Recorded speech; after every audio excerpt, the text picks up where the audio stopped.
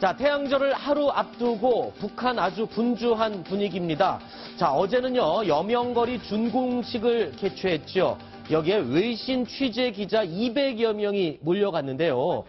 여기에서 이 전과는 다른 화면들이 많이 포착이 되고 있습니다. 뭐, 지금 보시는 화면들이 외신 기자들이 지금 준공식, 여명거리 준공식에 참여해서 구경을 하는 모습인데요. 하정대 위원님, 지금 새롭게 공개되는 그런 이례적인 화면들이 어떤 내용들이 있습니까? 예. 지금 이제 북한이 평양에서도 가장 휘황찬란한 거리가 이제 여명거리인데요.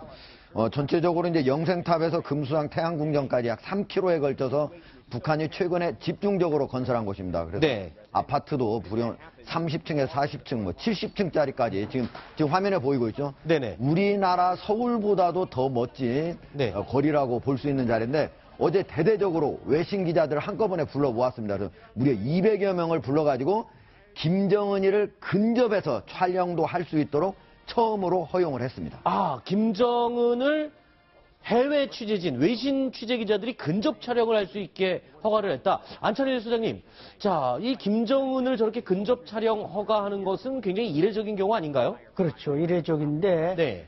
저것이 좀 말하자면 이제 평양에 네. 북한의 이제 새로운 그 랜드마크를 홍보하자는 목적인 것 같지만, 네. 제가 볼 때는 지금 칼빈슨호가 다가오고 있고, 김정은을 참수한다, 네. 정밀 타격한다. 그러니까 네. 이제 외국 기자들을 많이 불러 들어가지고 네. 근거리에 둠으로써 어떻게 좀 인질로 활용하려는 것은 아닌가 아하. 이런 생각도 들고 또 하나 더 있다면 이제 지난해 5월 6일 날 제7차 당대회 때 외국 기자들을 30여 명 불렀지만 그 사회문화회관에 들어가지도 못하게 했습니다. 근데 이번에 이렇게 가까이 두는 것은 역시 북한이 뭔가 외국 기자들을 통해서 또 뭐 스포츠 선수단도 최근에 주고받는 것 역시 김정은의 목숨을 좀 최고점으로 지켜보려는 것은 아닌가 이런 의도도 분명히 있다고 봅니다. 그러니까 해외 외신 기자들을 200여 명을 들인 이유는 일종의 볼모로 삼겠다. 그렇죠. 말하자면 미국의 선제 타격을 하지 못하도록 하는 인질 핑계가 되겠다. 이런 부분이 있군요. 자, 김정문 교수님도 의견이 있습니다. 네, 뭐 선제 타격도 선제 타격이지만 네. 만약에 그 외신 기자 200명이 없었으면은 네. 김정은이가 4월 13일 날 네. 여명거리 준공식을 저렇게 바깥에서 네. 할 수가 없었을 겁니다. 아마도 미국의 폭탄이 날라와가지고 네. 김정은이를 죽일 가능성이 있기 때문에 아하. 어떻게 하겠습니까? 그러니까 좀 현재 어떻게 보면은 아하. 방패가 된 거죠. 그렇군요. 200명이 방패가 됐기 때문에 저렇게 공개 행사를 할 수 있다 생각이 됩니다. 그렇군요. 자, 단순히 외국에 홍보를 하기보다는 자신의 안위를 위해서 볼모 삼아 해외 외신 기자들 200명을 초청한 가능성이 높다. 이런 분석인데, 그런데 이렇게 초청받아서 온 200여 명의 해외 외신 기자들 굉장히 불만과 불편을 많이 호소했다는데요. 하 의원님, 어떤 내용으로 불만을 호소한 겁니까? 예.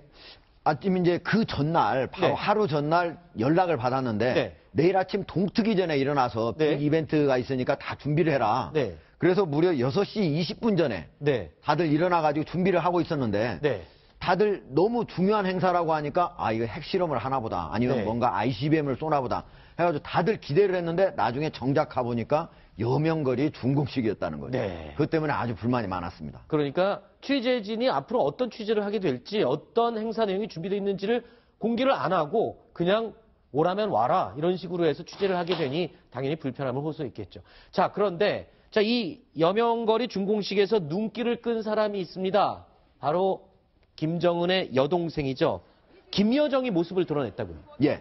김여정이 과거에도 이렇게 모습을, 지금 이제 저희 과거 모습인데 되게 이제 꽃 의전을 담당을 했습니다. 그래서 지금 선전부에서 의전과 홍보를 담당하고 예, 있죠. 꽃 받고 나면은 바로 이제 그 꽃을 다시 돌려받는 네. 이 정도였는데 어제 같은 경우에는 바로 중장 계급의 군인과 같이 행사장에 나와가지고 중간에 걸어오다가 같이 얘기도 하고 네. 그리고 마치 거기에 중장한테 지시를 하는 듯한 그런 모습을 보여줬습니다. 그러니까 이거는 상당히 자기 자신의 위치가 더 올라갔다는 걸 보여주는 거죠. 어떻게 보면 김정은의 경호까지도 이제 책임을 지고 있는 거 아닌가 네. 이런 추측을 낳고 있습니다. 안 소장님, 저 김여정이 지금 김정은의 바로 등 뒤에서 저렇게 수행을 하고 있는데 저 정도면은 위상이 어느 정도 된다라고 추측을 할 수 있는 겁니까? 뭐, 직책상으로 이제 선전선동 부부장이고, 뭐, 네. 소기실장이다 이런 소리 있지만, 어쨌든 차관급인 건 사실 아닙니까? 네. 그러나 김정은 곁에 저렇게 찰싹 붙어서 자기 멋대로 왔다 갔다 할 수 있다는 것은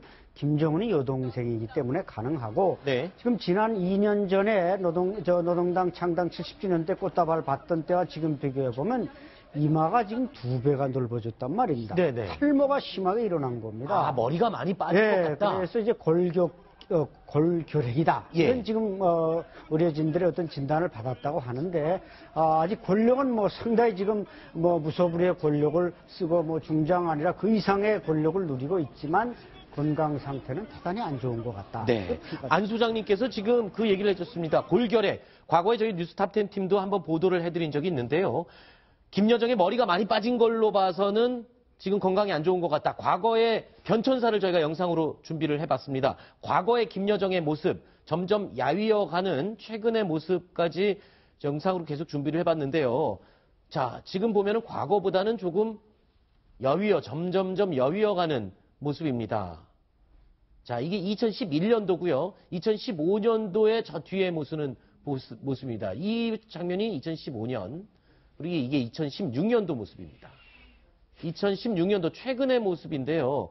자, 저 모습을 보면 골결핵을 앓고 있다. 그러니까 지금 2011년도와 비교했을 때는 안 소장님 말씀대로 이마가 넓어진 게 탈모가 많이 진행된 게 맞는 것 같습니다. 김정명 교수님. 네, 제가 봐도 탈모는 많이 진행됐고 그런데 건강은 작년에 비하면 좀 나아진 것 같아요. 좀 나아진 것 같아요. 살이 좀 붙은 것 같습니다. 작년 당창은 70세 행사할 때는 아주 그냥 뼈만 남았었거든요. 그랬었죠. 시골이 상대했었는데 지금은 보니까 조금 그 살이 좀 붙은 거 보니까 그 병에 좀 차도가 있는 거 아닌가 네. 생각이 됩니다. 네.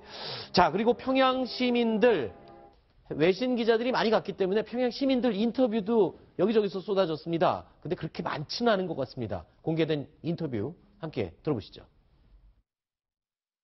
미국이 이번에 핵 항공모함 사격 집단을 조선반도 수역에 들이밀어가지고 우리를 어째보려 하고 있지만은 거기에 눈썹 하나 깠다가 우리가 아닙니다. 지금 미국이 우리가 진행하는 위성 발사나 정상적인 로켓 훈련들을 무작정 군사적 도발은 아니 뭐라고 하면서 우리 공화국에 대한 반공화국 제재 책동에 강분하고 있는데 미국은 더 이상 우리의 자의적 군사적 행동에 대해서 더 이상 뭐라고 할 필요가 없다고 봅니다. 안 소장님, 지금 시민들 인터뷰를 들었는데 와, 저렇게 해박합니까? 그 거의 시사평론가를 능가하는 내용으로 인터뷰를 해주고 있는데요, 북한 주민들? 그렇죠. 북한에서 인터뷰를 누구나 할 수 있지만 또 아무나 할 수 있는 것은 절대 아닙니다. 네. 저 두 사람의 외모를 보면은 적어도 김일성, 김정일 사회주의 청년동맹의 지도원급 이상입니다.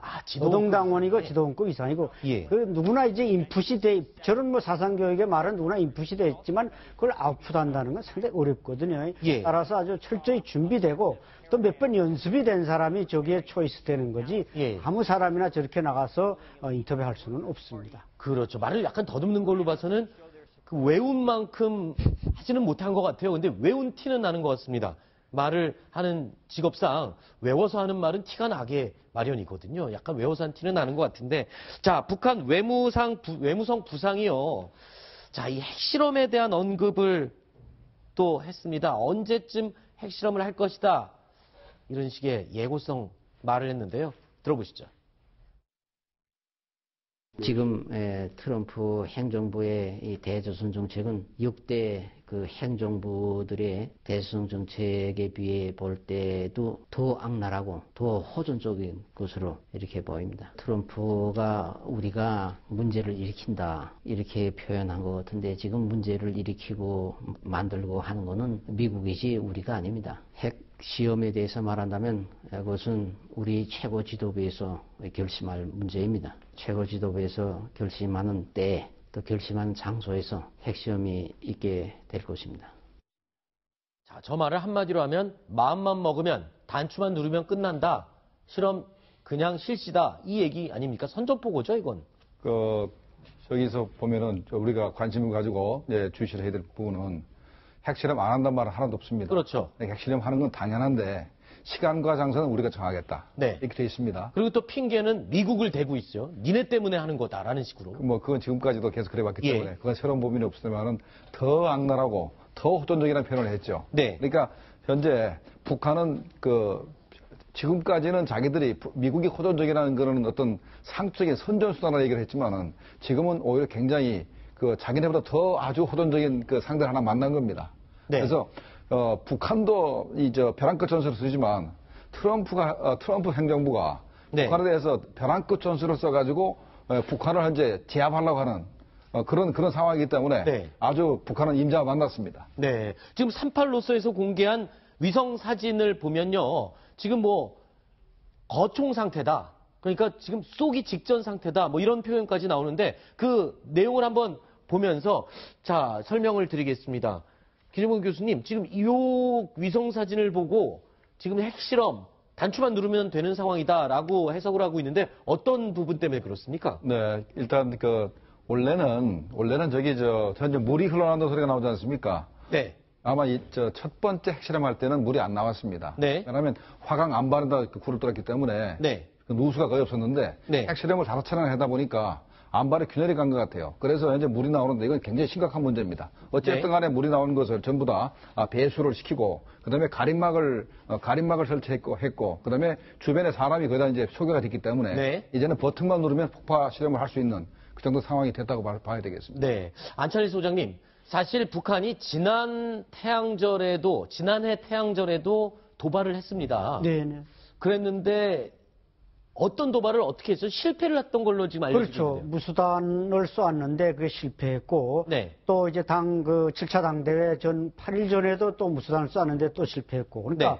우리 원래 이제 좀 관례적으로 보면 태양절 소위 축하의 꽃다발을 흔들어야 할 태양절에는 이런 도발은 하지 않았습니다. 네. 그런데 지난해에는 그런 무모함을 가지고 뭔가 7차 당대회 성과를 만들려다 보니까 무수단을 실험했고 그것이 북한 능력대로지만 실패로 돌아갔습니다. 따라서 네. 이 핵실험이라는 것은 올해 여러 가지 지금 태양절과 북한군 창설 85주년 볼 때 이런 좋은 정치적 계기가 없기 때문에 네. 과연 북한이 그냥 넘어가겠는가. 이제 풍계리 사진에서도 나옵니다만은 엄청난 보록이 나와 있지 않습니까? 이것은 작년에 볼 수 없었던 엄청난 화강암 보록이 지금 수백 톤이 쌓여 있습니다. 네. 이것은 뭔가 갱도를 몇 개 더 뚫었거나 수직갱을 뚫었거나 동시다발적인 4발 내지 5발의 핵실험도 할 수 있다. 이것을 이제 보여주는 현상입니다. 네. 자, 미국 트럼프 대통령의 반응도 점점 더 강력해지고 있습니다. 최근 시리아를 향해서 토마호크 순항 미사일 69기를 발사해서 보복 응징을 했던 트럼프 대통령. 자, 지금 IS를 향해서 어마어마한 위력의 폭탄을 투하를 했다고요? 설명을 해주시죠. 이게 어떤 폭탄이기 때문에 그렇습니까? 예. 저게 지금까지 나온 재래식 무기 중에서는 네. 가장 위력이 세기 때문에 바로 모든 무기의 어머니다. 모든 폭탄의 어머니. 예, 모든 폭탄의 어머니. 네. 이제 영어로 mother of all bombs인데 네. 그거의 머리 글자만 따가지고 모압이라고 저기 지금 거기 나오죠. Mother of 모압이라고. other bombs. 예, all bombs. all bombs. 예, 그렇게 해가지고 해놨는데 저것을 만약에 터트리면은 약 지상 3m 상공에서 네. 그게 빵 터지게 되는데 그러면은 반경 500m 정도. 네. 거기 안에서는 갑자기 불이 나면서 완전히 산소가 없어져가지고 예. 거기에 있는 병력이라든지 아니면 탱크, 전차 이런 것들을 모두 살상할 수 있는 그런 무기라고 합니다. 네. 김정문 교수님, 자, 이런 무기, 이게 재래 무기로는 핵폭탄 바로 다음 위력이라는데, 어떤 원리로 그렇게 센 위력을 갖게 되는 겁니까? 네, 워낙 그 화약량이 많기 때문에 아하. 거기 폭발하게 되면 산소를 전부 다 흡수를 해버리게 됩니다. 네. 그러면 그건 저희는 동굴 속에 들어가 있는 네. 게릴라까지도 전부 다 죽일 수가 있는 그런 무기가 되겠습니다. 그래서 미국이 저걸 쓸 수밖에 없었던 게 아프가니스탄은 산악 지역이기 때문에 동굴 속에 들어간 것을 제압을 하려고 그러면 미군도 상당히 병력이 죽습니다. 그래서 저 폭탄을 써서 네. 동굴 속에 숨어있는 IS 대원들을 죽이기 위해서 네. 저 폭탄을 사용한 것 같습니다. 그리고 저게 있죠. 네. 재래식 무기라지만 네. 사실은 첨단 무기입니다. 어떤 이 면에서요? GPS가 내장돼 있어가지고 아하. 미국이 타격하고자 한 곳에 자기가 정확하게 찾아가는 능력이 있기 때문에 네. 첨단 무기라고도 볼 수 있습니다.